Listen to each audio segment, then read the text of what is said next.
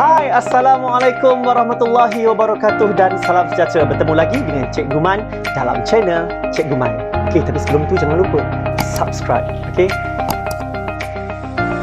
Okey, untuk hari ini Cikgu Man akan bersama dengan kamu semua. Hari ini kita nak tengok bagi mata pelajaran sejarah tahun 4. Dah sedia? Dah ada buku teks? Oh, ada yang belum ada buku teks lagi. Jadi tak ada masalah. Untuk hari ini, Cikgu Man akan share dengan kamu buku teks sejarah tahun 4. Kalau dah sedia, jom hari ini kita explore dulu buku teks dan kita tengok apa yang ada kandungan dalam buku teks sejarah tahun 4. Are you ready? Jom. Okey, ini adalah buku surat hadapan, buku sejarah tahun 4. Baik, seterusnya dalam buku teks sejarah juga, di buku surat itu ada rukun negara yang selalu kita baca dan ikrarkan dalam perhimpunan-perhimpunan rasmi. Okey, dan seterusnya kita nak tengok hari ini di dalam buku sejarah tahun 4 Sekolah Kebangsaan ini, kurikulum standard sekolah rendah semakkan, edisi semakkan. Apa yang dimaksud dengan semakkan? Bahawa buku teks sejarah tahun 4 ini telah disemak semula daripada silibus KSSR yang sebelum ini. Okey, jadi jom kita tengok dalam buku teks sejarah ini. Ini dia buku surat, setiap buku surat kita tengok. Okey, cikgu nak pergi kepada bahagian kandungan. Jom kita tengok sama-sama apa yang ada dalam kandungan. Okey, kita ada 11 unit semua sekali dalam buku teks sejarah ini. Yang pertama, unit pertama kita akan mengenali sejarah. Unit yang kedua, saya dan keluarga. Unit 3, sejarah sekolah, sejarah tempat tinggal. Unit yang keempat, unit kelima, zaman air batu. Unit 6, zaman prasejarah. Unit 7, kerajaan Melayu awal. Unit 8, tokoh terbilang Kesultanan Melayu Melaka. Unit 9, pengasas Kesultanan Melayu Melaka. Unit 10, Tun Perak, bendahara terbilang. Dan unit yang terakhir, unit yang ke-11, Hang Tuah Laksamana terbilang. Okey, mesti ada kalangan kamu yang pernah baca tentang zaman prasejarah. Pernah tengok tak cerita zaman dinosaur dalam kartun, dalam TV dan sebagainya. Dalam tahun 4 ni kita akan cek wujud ke dinosaur ni. Apakah nama zamannya pada zaman dinosaur tu kita panggil. Okey, dan apa yang terjadi selepas itu dan bagaimana kerajaan Melayu Melaka yang cukup terkenal dan cukup hebat pada satu ketika dahulu. Okey, dalam buku teks sejarah, dalam silibus sejarah tahun 4 KSSR Semakkan 2017 ini, kita akan belajar semua benda ini. Okey, dalam tahun ini insya-Allah. Okey, jadi kita tengok dulu untuk hari ini. Kita nak tengok dalam tajuk yang pertama, mari belajar sejarah. Dan tajuk ini berkaitan dengan pengenalan ilmu sejarah yang mencakupi pengertian dia, apa konsep masa itu, apa sumber, kaedah, sebab dan akibat, serta kepentingan untuk kita belajar sejarah. Kenapa kita belajar sejarah? Ini dalam unit 1. Tajuk yang pertama. Pemahaman sejarah turut didedahkan melalui pengkajian sejarah diri kita, keluarga kita, sekolah kita dan setempat. Itu dulu. Untuk permulaan kita akan kenal dulu sejarah diri kita dan keluarga, sekolah dan masyarakat yang kita duduk tempat kelilingnya. Okey, kita tengok daripada muka surat yang pertama dalam unit 1 ni. Tadi ni. Alright, kalau dah sedia jom kita tengok apa dia ni. Okey, mungkin di kalangan murid yang kat sini pernah tengok gambar ni. Pernah tak tengok gambar yang ada di muka surat depan ni? Cuba tengok gambar yang dipaparkan. Siapa tahu? Mungkin boleh cerita kat cikgu. Mari kita tengok apa dia gambar ini. Kenapa gambar ni hitam putih? Siapakah lelaki lengkap berbaju Melayu, bertengkolok, bertanjak itu dan mengangkat tangan macam ni? Siapakah dia? Pernah nampak? Mungkin kita akan biasa tengok pada sambutan Hari Kemerdekaan, Hari Kebangsaan negara kita Malaysia. Dan inilah dia orangnya yang kita kenali sebagai Bapa Kemerdekaan, iaitu Perdana Menteri Malaysia yang pertama, Tunku Abdul Rahman Al-Haj. Perdana Menteri yang pertama. Inilah dia yang sedang melaungkan kalimah merdeka sebanyak 7 kali di Stadium Negara. Di Stadium bukan Stadium Negara, Stadium Merdeka. Okey, Stadium Negara sebelah dia. Okey, Stadium Merdeka. Kita akan menyatakan pengertian sejarah, mengenal pasti sumber dalam sejarah dan sebagainya, menjelaskan kaedah pendidikan sejarah, bezakan konsep masa dan ruang dalam sejarah, juga menguraikan sebab dan akibat dalam peristiwa sejarah. Dan kita kena jadi orang yang pandai. Orang yang pandai ini ialah menjadikan apa yang berlaku dalam sejarah sebagai pengajaran yang baik kita ambil, yang buruk yang pernah berlaku dalam sejarah, kita cuba elakkan sama-sama. Macam tu juga dalam sejarah hidup kita. Mesti pernah ada dalam sejarah hidup kamu peristiwa-peristiwa yang manis yang untuk dikenang, dan mesti ada peristiwa sedih dalam hidup kamu yang kalau boleh tak nak ingat selalu. Pernah tak? Mesti ada. Nanti kita cek Okey, hari ini kita nak tengok pengertian sejarah. Kita selalu dengar perkataan sejarah.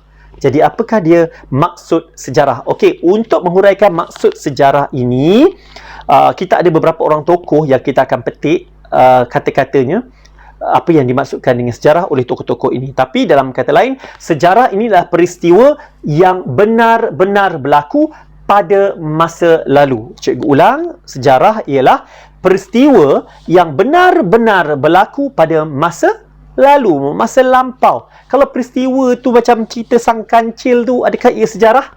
Tidak, ialah kisah dongeng. Ada juga kisah yang kita panggil kisah mitos. Contoh macam cerita mitos adalah satu kisah yang tak pasti betul atau tidak, tapi selalu diwariskan.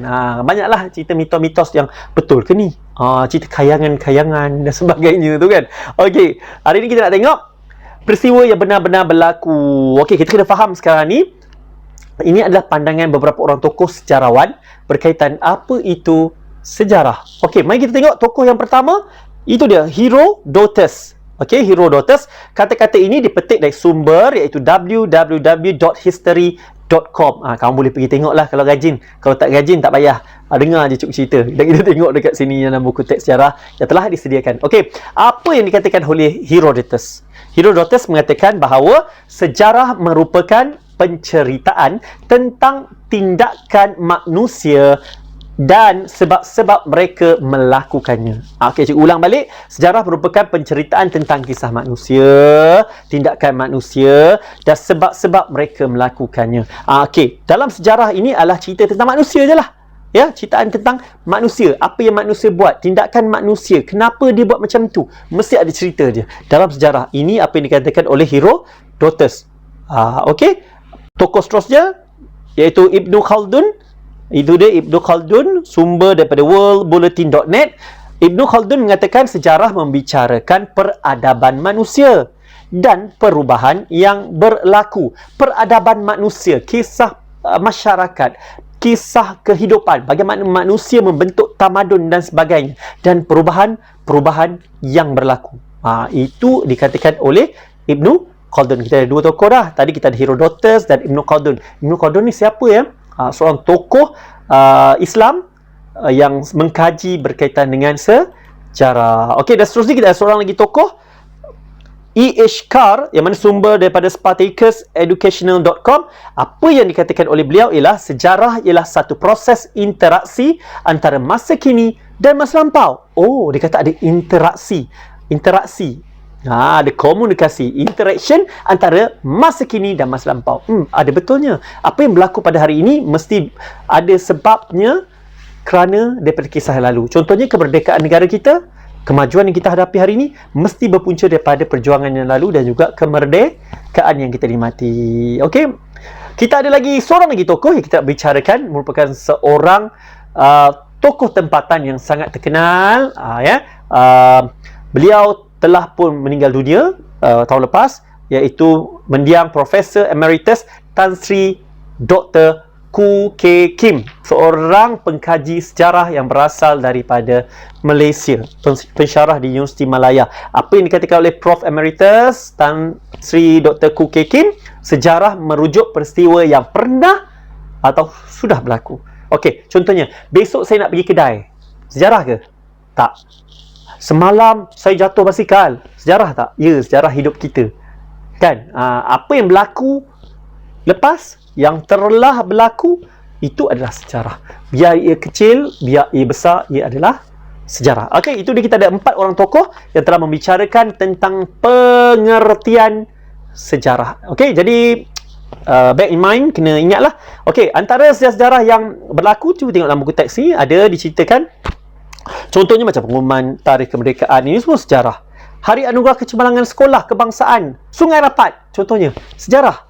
Hari kamu masuk mendaftar tingkatan pula dah, darjah 1, merupakan sejarah dah hidup kamu. Hari lahir kamu merupakan sejarah hidup kamu. Apa lagi? Banyaklah. Hari perkahwinan ibu dan ayah merupakan sejarah keluarga. Hari lahirnya abang dan kakak kamu, sejarah keluarga kamu yang tidak boleh berubah, yang telah berlaku. Itulah dia. Kita ada seorang lagi lah. Tokoh yang membicarakan tentang apa itu sejarah. Cikgu tertinggal tadi. Dr. Muhammad Yusof bin Ibrahim. Daripada sumber koleksi Dewan Bahasa dan Pustaka, mengikut Dr. Muhammad Yusof bin Ibrahim, sejarah merupakan catatan atau rekod sesuatu peristiwa yang berlaku pada masa lalu.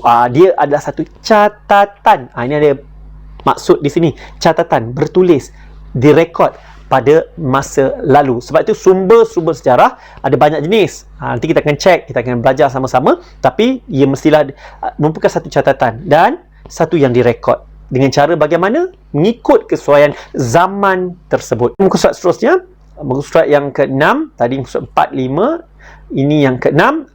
Kita nak tengok sumber-sumber sejarah. Apa maksud sumber sejarah? Sumber bermaksud bagaimana sejarah itu diperolehi, bagaimana kisah sejarah itu ditemui, diceritakan sampai pada kita. Macam mana kita tahu benda itu terjadi? Sumber inilah tempat untuk kita dapatkan maklumat.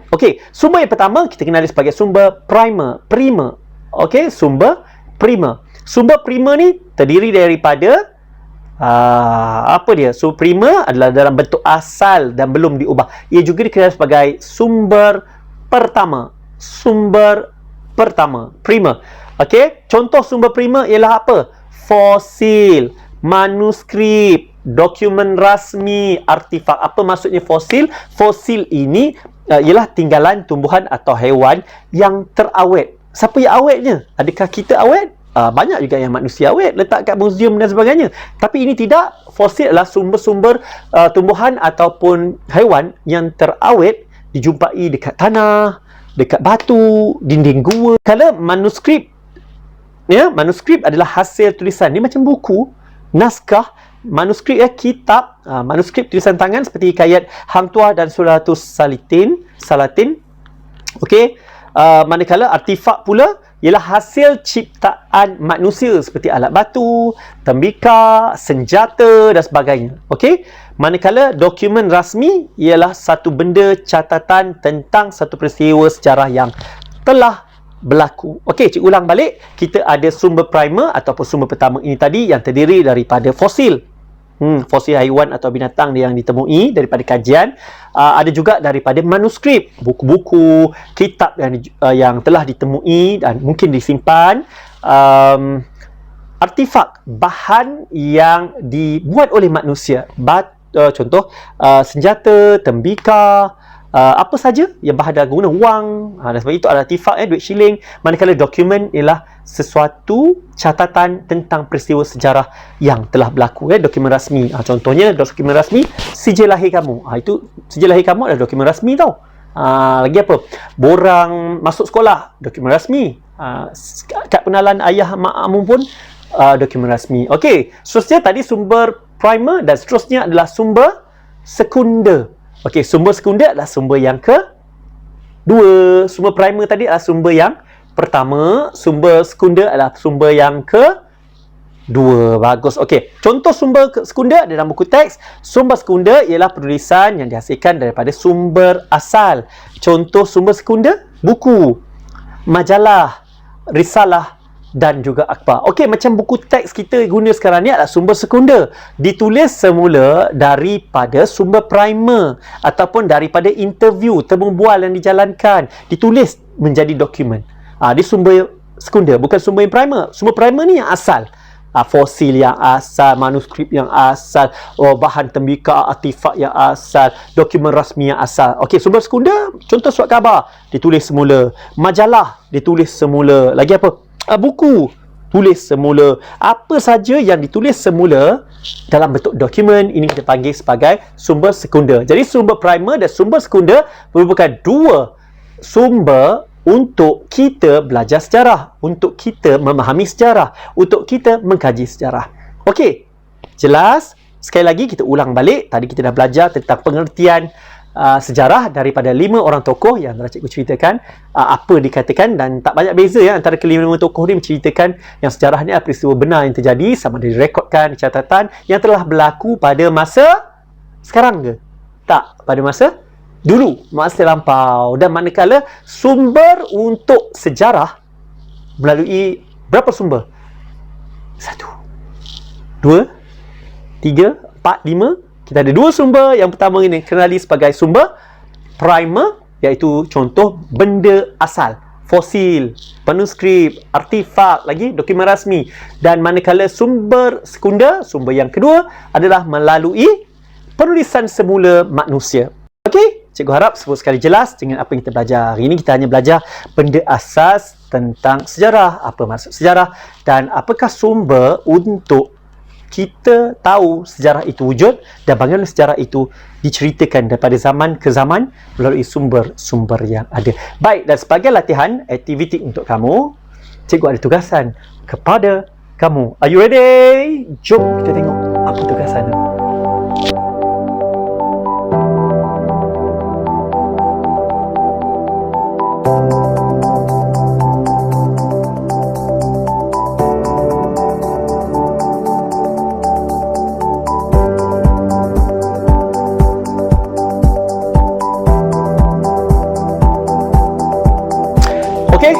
Jangan lupa untuk selesaikan tugasan yang telah cikgu berikan. Okey, buat di dalam buku tulis biasa tu yang garis-garis buku kecil. Buku tulis biasa, buku nota yang ibu dan ayah kamu beli di kedai buku sekolah. Okey, jadi jangan lupa siapkan tugasan yang cikgu berikan tadi. Semoga dengan tugasan itu tadi sebagai pembukaan muka lima kita untuk aktiviti sejarah tahun 4. Okey, jadi itu saja pencikguman. Cikgu doakan semoga PKP ini cepat berakhir, COVID-19 ini semua cepat-cepat berakhir dan kita seisi keluarga selamat, dilindungi oleh Allah selalu supaya kita berada dalam rahmatnya dan dalam lindungannya, tidak terkena dari COVID-19. Cepat-cepatlah COVID-19 ini berlalu sebab kita tak sabar nak pergi sekolah kan, tak sabar nak jumpa cikgu kan. Okey, dan cikgu pun tak sabar nak jumpa kamu semua untuk kenalan dengan kamu semua. Okey, sebagai kenalan yang pertama, jangan lupa siapkan tugasan tu nanti kita share sama-sama. Itu saja untuk sejarah tahun 4 minggu ini. Sekian daripada Cikgu Man. Jumpa lagi. Assalamualaikum.